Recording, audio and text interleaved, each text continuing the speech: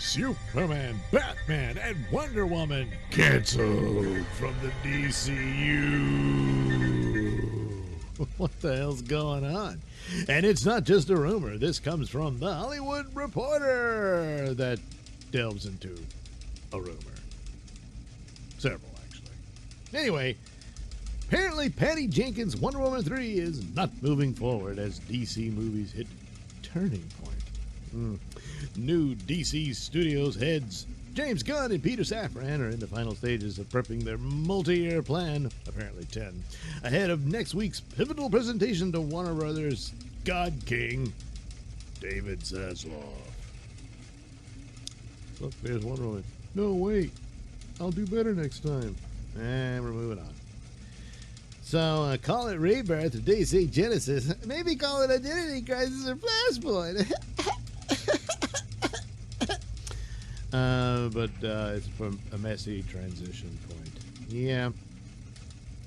He's going to dump Clorox all over DC Studios to start over. So the idea here, they get into this deal that Patty Jenkins had submitted her script that she co-wrote with Jeff Johns, but that they've decided to move on and not pursue at least that version of a Wonder Woman 3 film. So that's the deal there of one aspect of all of this. But they start off saying that the pair will unveil to Zaslav a plan that is expected to lay out their vision, although much of their plan, which insiders paint as still a work in progress, and one that has yet to be approved, is being kept deep in the Batcave. Details of several possible paths forward are trickling out. Well, so at least one path not taken has also been revealed. Multiple sources, so that's more than one, tell Hollywood Reporter that Patty Jenkins' Wonder Woman 3 is not moving forward. So it's dead in its current incarnation. So does that mean Gal Gadot is done? Well, it might mean Patty Jenkins has, but it ultimately means whatever movie or storyline they were working on is not happening. So everybody got together to give them the bad news. So even DeLuca and Abdi said, sorry, Patty, but no. And Wonder Woman 84 was terrible. And the idea, well, it's not the idea, it's what happened. Patty Jenkins was upset with the writers of the previous film because they wouldn't share writing credit with her. So she took full charge of Wonder Woman 84, and well, you saw the result. Well, it's too bad because she's a good director. She can direct a film, but she's not a writer. And sometimes, you know, the big success kind of swells her head, and this can happen. And so, what are you going to do?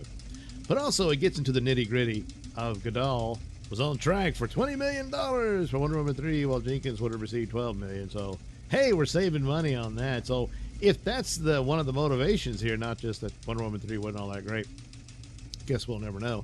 But it's also this, is that, hey, we're saving money. So, but if they're moving on with a different Wonder Woman movie, then Gal Gadot is now much more expensive than she was at the outset. So this comes into one of the ideas being that, if we just move on with the new cast, these new actors won't be as expensive. So there is that to consider. However, Warner's had no comment on this. So anyway, it's unclear how any future Wonder Woman movie and Gadot's portrayal of the hero would fit into the new DC plan, because we don't know what it is. So, yeah. But Gadot tweeted out to thank fans on Tuesday, saying she was grateful to be allowed to play the heroine and role model and can't wait to share her next chapter with you. It was unclear whether or not the actress knew the project was being toe-tagged. So, that's interesting. But is that just saying, hey, I still want to be Wonder Woman? But if you're too pricey, then maybe that's why they'll move on.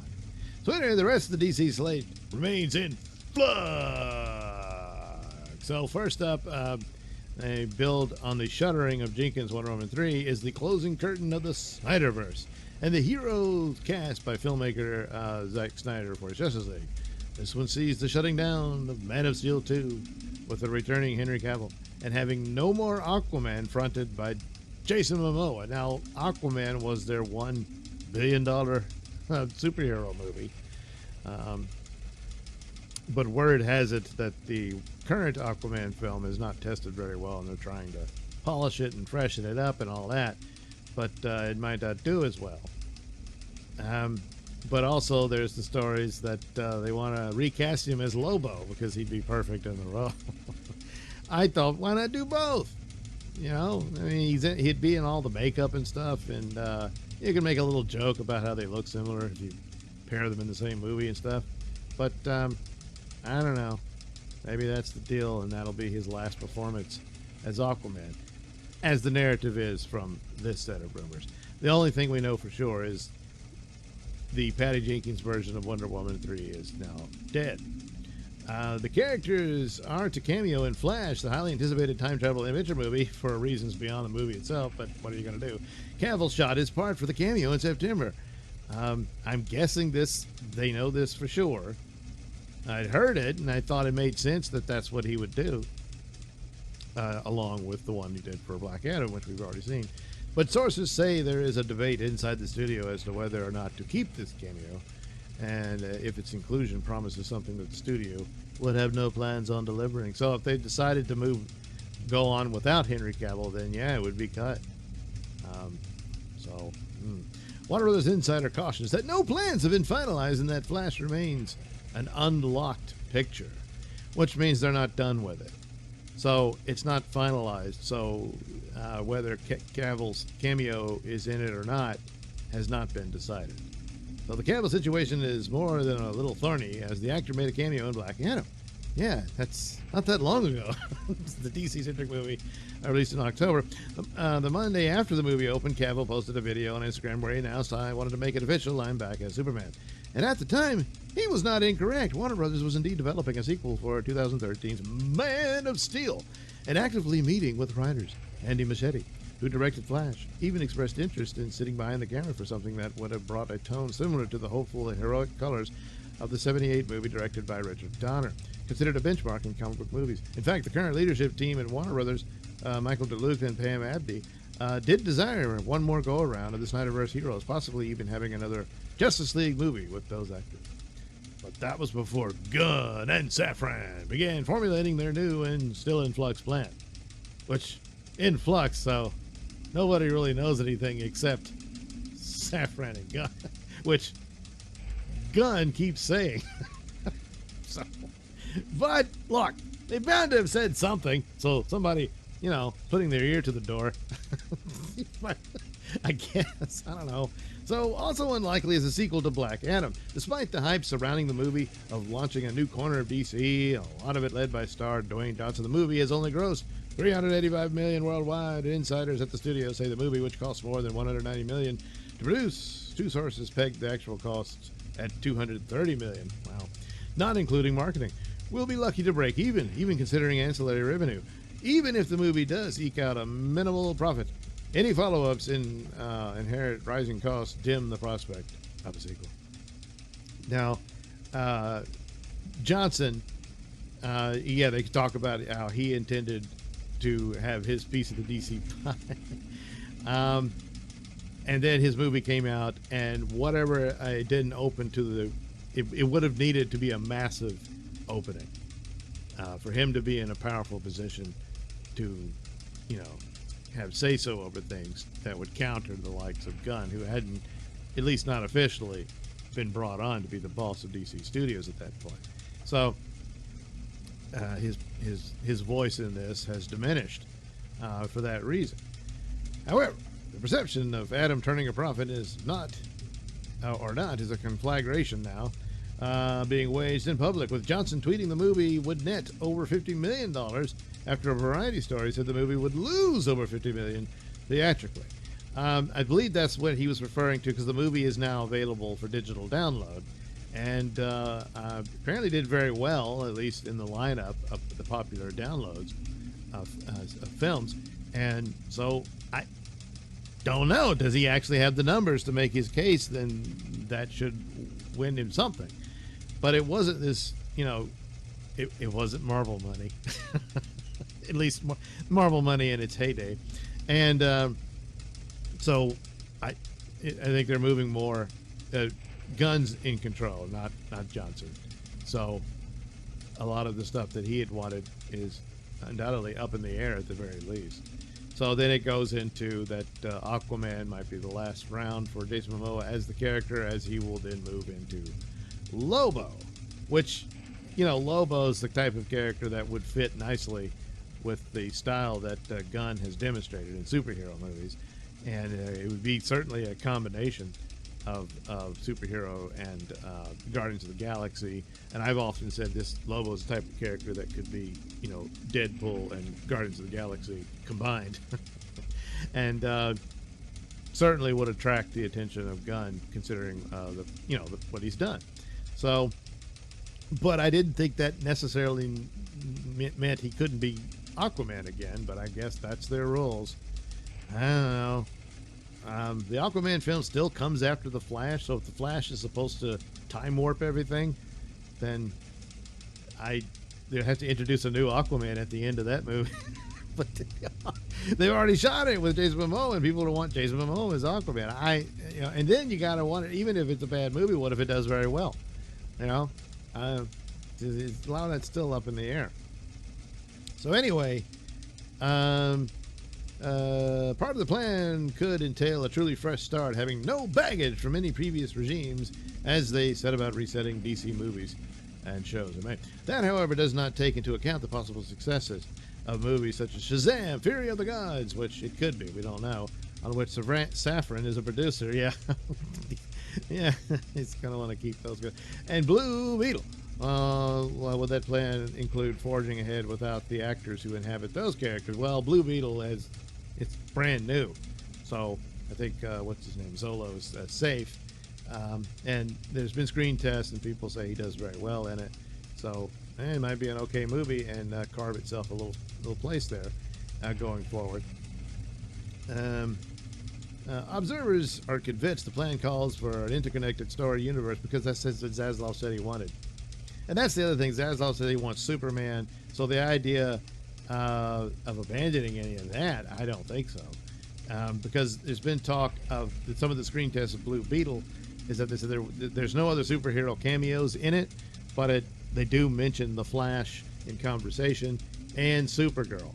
And what was interesting about that is that, of course, the original plan for the Flash movie was to set up a rebooted DC universe where there's no Superman or Batman, except for Michael Keaton hanging around, but then he's old retired Batman and becoming this mentor character.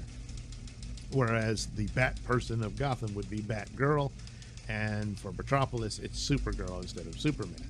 And that's what they were going to do. And so the dialogue sounds like he mentions the Flash, of course, but also Supergirl. And so is that a nod to that reality? And that's what they had shot. But of course, it's a screen test for the movie overall. Perhaps that could either be cut, or it could just refer to things, because there could still be a Supergirl even with the Superman, which is the actual DC Comics reality. Superman and Supergirl exist together in that universe. And they could do a Supergirl film with Henry Cavill as Superman and do it right, They're saying they're still hands off of Matt Reeves' Batman, which is odd, for all this other stuff's got to go, but that one you can keep. I don't know. I understand why the Joker's getting its sequel, because that's another $1 billion baby, but the Batman wasn't. So, it's odd, and it doesn't really seem to measure up to what Zaslav said, unless the idea is it's cheaper to do it with new actors. So they'll recast the role. So you still get Superman, a Batman of the DC universe, whereas Matt Reeves is just an Elseworlds thing, and Wonder Woman, but it just won't be Gal Gadot, Henry Cavill, or Ben Affleck. That's the only thing I can see as the reasons for this. Because the other thing about it is that despite the stumbles here, the actors in those roles have been very popular among the fandom. People like that. People like Henry Cavill as Superman. They like Gal Gadot as Wonder Woman, and Ben Affleck is appreciated as Batman. Especially since, you know, I mean, his Batman is closer to the comic book than even the Matt Reeves movie, which Robert Pattinson, I think, could make a great Batman. I just don't think he got the chance in that movie. It just had a lot of mood and atmospherics, but that was about it. Sorry, just not a fan of that one. But so I think this is nutty. Is it possible? I think the Wonder Woman 3 movie being canceled is true. I just think they'll probably do a different Wonder Woman movie.